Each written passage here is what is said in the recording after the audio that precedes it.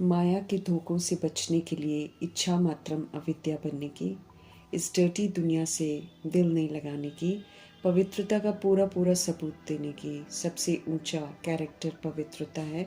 इस बात को स्मृति में रखते हुए अपने आप को सुधारने के लिए पवित्र ज़रूर बनने की, पवित्रता के सागर परमपिता परमात्मा की हम आत्माओं के लिए आज की मुरली से शिक्षाएं।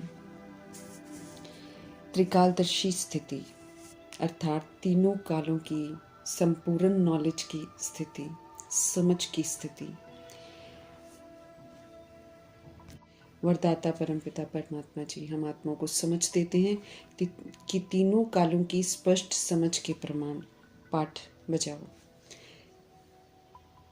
सोचना, बोलना, कर्म करना, इससे हम आत्माओं का भाग्य बनता है। इसलिए इस पर विशेष अटेंशन रखने की। हम जो भी सोचते हैं, बोलते हैं, कर्म करते हैं, उससे हम अपनी दुनिया बनाते हैं, अपना भाग्य बनाते हैं। इसलिए इसके परिणाम के बारे में ज़रूर सोचना है, सोच समझकर पाठ बजाना है। यहाँ तक कि संकल्प करने से पहले भी सोचना है, ताकि हमसे अब कोई विक्रम न हो और कोई नया हमारा हिसाब किताब किसी के साथ न बने, बल्कि जो पुराना हिसाब किताब है वो भी चुकता हो जाए। जब त्रिकालदर्शी स्थिति में स्थित हम रहते हैं तो फिर सदा अचल और साक्षी रहते हैं, अर्थात कुछ भी हो प्रभाव मुक्त रहते हुए रिएक्ट, रिजेक्ट, क्वेश्चन, करेक्शन नहीं करते हैं, बल्कि अपनी तरफ से श्रीमद् प्रमाण श्रेष्ठ सहयोग जरूर देते हैं दूसरी आत्माओं को। ऐसे में फिर हमारा कोई भी कार्मिक अकाउंट किसी के साथ नहीं बनता है, बल्कि पुराना कार्मिक अकाउंट भी जब हम साक्षी दृष्टा होकर श्रेष्ठता का सहयोग देते हैं तो हमारा पुराना हिसाब किताब भी सेटल हो जाता है। इस विधि से हम आत्माएं नंबर 1 तकदीरवान बन जाती हैं। समझ देते हैं शिव पिता परमात्मा की त्रिकालदर्शी स्थिति में स्थित होकर हर संकल्प, हर कर्म करो, हर बोल बोलो। त्रिकालदर्शी स्थिति कहती है कि निराकारी मनसा से सभी के लिए सिर्फ शुभ, शुद्ध, सकारात्मक, शक्तिशाली सोच रखो। निरअहंकारी बनकर सिर्फ वरदानी बोल बोलो, ज्ञान रतन के बोल बोलो, प्राप्ति कराने वाले बोल बोलो, और कर्म सदा निर्विकारी सुखदायी करो। हर बात को त्रिकालदर्शी स्थिति से देखना है। पास्ट में जो किया है उसका परिणाम अभी सामने आया है, तो हमें इसको एब्जॉर्ब भी नहीं करना है, इसको देखकर हमको रिएक्ट, रिजेक्ट भी नहीं करना है, बल्कि फुल स्टॉप लगाना है। शांत, स्थिर, अचल, अडोल रहकर इस परिणाम को पार करना है।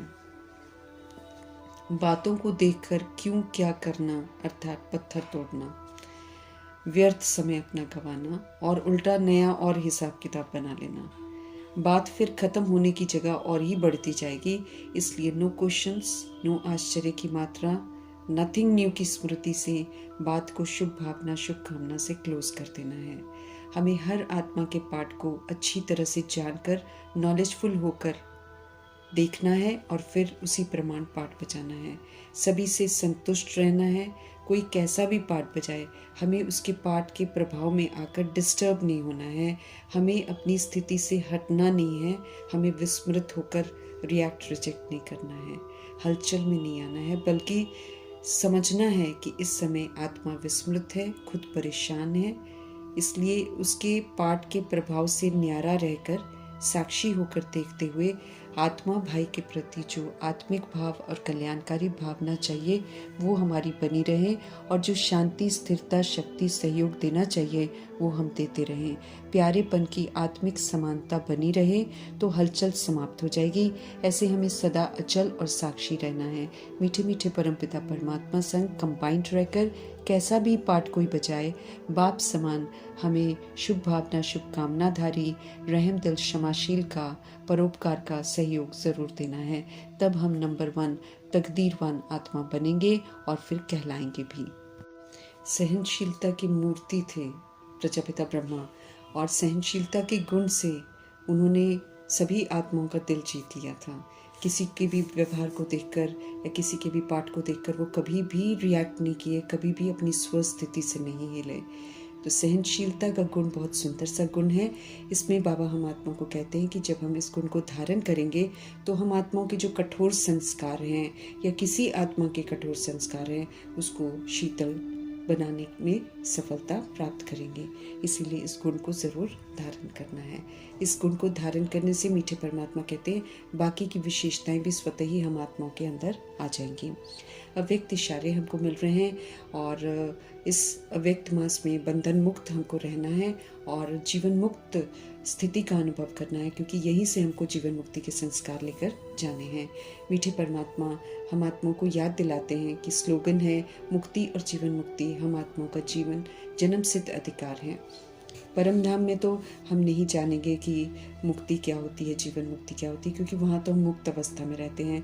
और जब हम सतयुग में आते हैं तब भी जीवन मुक्त अवस्था में होते हैं, वहाँ भी कोई अनुभूतियाँ नहीं होती हैं। अनुभूति तो सारी यहाँ पर है, क्योंकि हमने बंधनों का जीवन देख रखा है।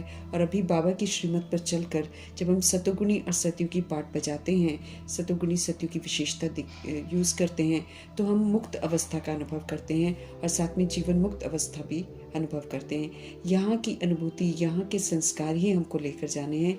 इसलिए मीठे मीठे परमपिता परमात्मा हम आत्मा को समझ देते हैं कि ये इंतज़ार मत करो कि परमधाम में जाकर मुक्त अवस्था अनुभव करेंगे या फिर हम सतयुग में जाकर जीवन मुक्त अवस्था अनुभव करेंगे, बल्कि यहीं पर निराकारी, निर्विकारी, निरअहंकारी बनकर, ट्रस्टी बनकर, सेवाधारी बनकर, सभी को प्रभु की अमानत समझकर हमें मुक्ति के संस्कार भी धारण करने हैं और हमें जीवन मुक्ति के संस्कार भी धारण करने हैं।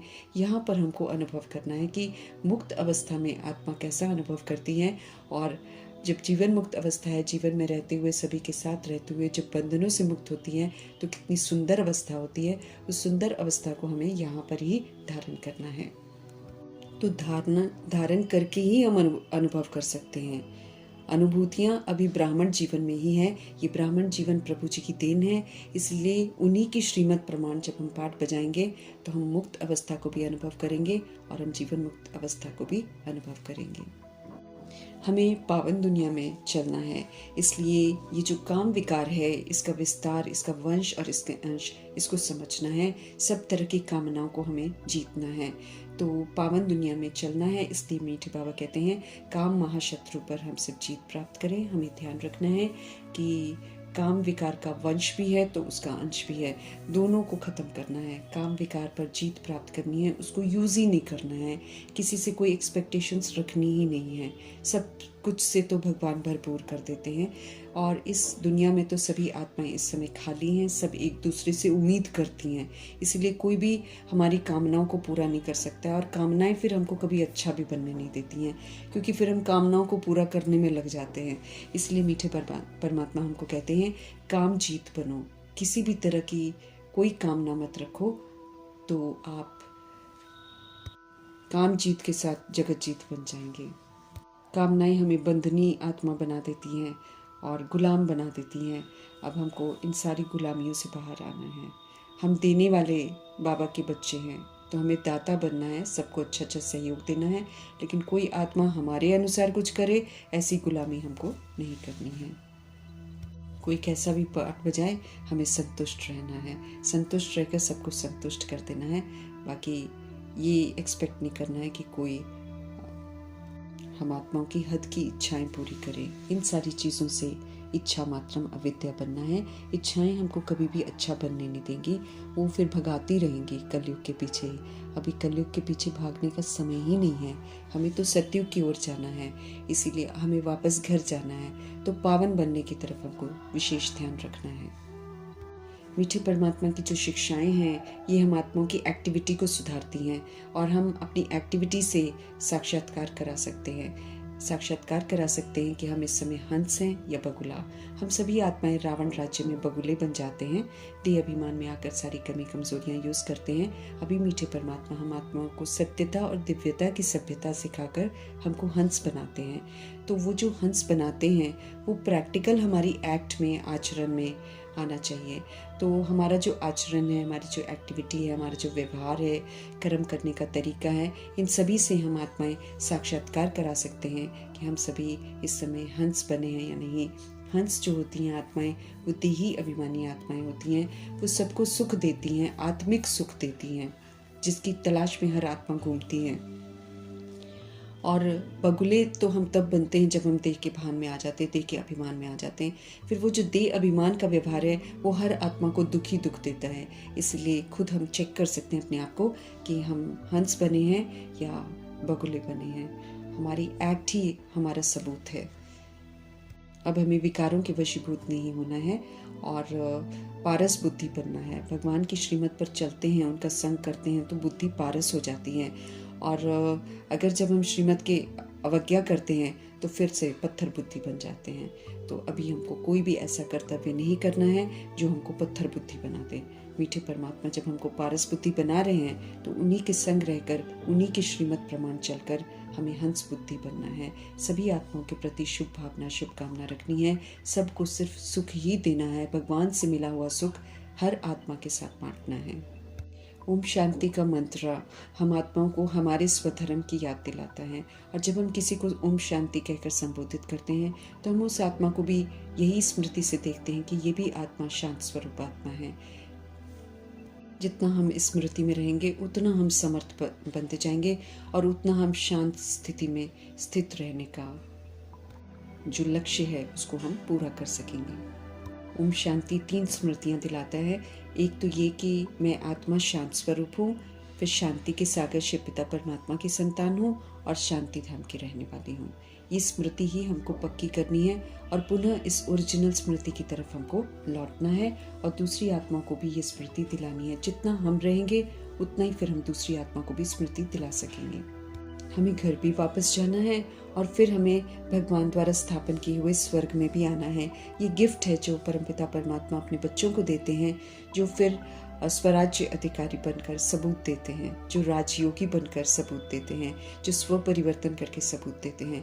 तो सुख की दुनिया जो है, स्वर्ग, उसको भी याद करना है क्योंकि उसके लिए फिर हमको क्वालिफाई भी तो करना है। हमें बिल्कुल बेदाग बनना है, हमें सारे गुणों से संपन्न बनना है, संपूर्ण निर्विकारी बनना है, संपूर्ण अहिंसक बनने का सबूत देना है और परमपिता परमात्मा जी के द्वारा जो ड्रॉ की हुई मर्यादाएं हैं उन्हीं मर्यादाओं की लकीर के अंदर ही हमको रहना है।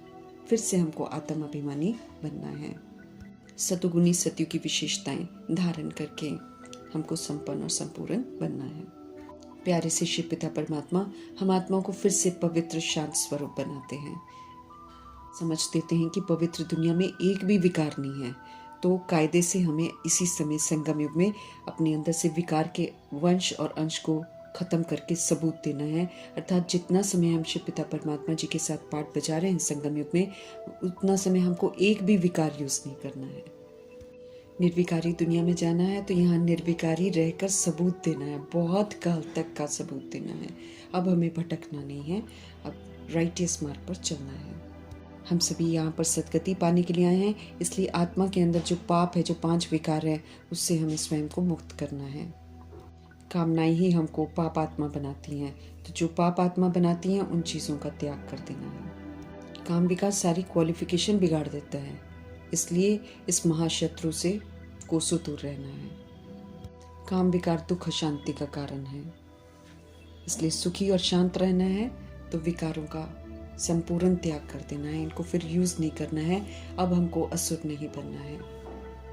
असुर बनने वाले फिर असुर और बगुले का टाइटल प्राप्त करेंगे, वो टाइटल अब हमको प्राप्त नहीं करना है। मीठे परमात्मा स्पष्ट करते हैं कि इस समय दुनिया में कोई भी काम की चीज़ नहीं है और इस भंबोर को आग लगनी है, इसलिए इससे तो कोई लगाव रखना नहीं है। इसको पीट करके नई दुनिया में चलने की तैयारी करनी है। हमें समझ लेना है कि जो भी कुछ इन आंखों से दिखाई देता है वो सब कुछ विनाशी है और सबको आग लग जानी है। इसीलिए हर चीज़ से ममत्व अब हटा देना है और अपनी सत्यता की तरफ लौटना है। आत्मा को आग नहीं लगती है, आत्मा को निखरना है। तो अभी श्रीमत पर चलकर हम आत्माओं को अपने आप को इंश्योर करना है। सृष्टि रूपी खेल को यथार्थ रीति समझना है। खेल जो हमने बिगाड़ा है अब उसको सुधारना है और फिर पुनः क्लीन होकर ड्रामा को, प्रकृति को संतुष्ट करके हमें वापस घर जाना है। 5 विकार गंदे हैं, हमको पाप आत्मा बनाते हैं। अब हमें 5 विकारों को छोड़कर पुण्य आत्मा बनना है, फिर से हमें सुंदर बनना है। मीठे मीठे परमात्मा हम आत्मा को पापों से छुड़ाने के लिए आए हैं, तो फिर उनका रिगार्ड रखते हुए पापों से ज़रूर हमें मुक्त होना है। विकार हमारा कैरेक्टर बिगाड़ देते हैं। अब फिर से हमें श्रीमत पर चलकर चरित्रवान बनना है। ऊंचते ऊंच रूहानी गवर्नमेंट, ईश्वरीय गवर्नमेंट के कायदे प्रमाण हमको चलना है।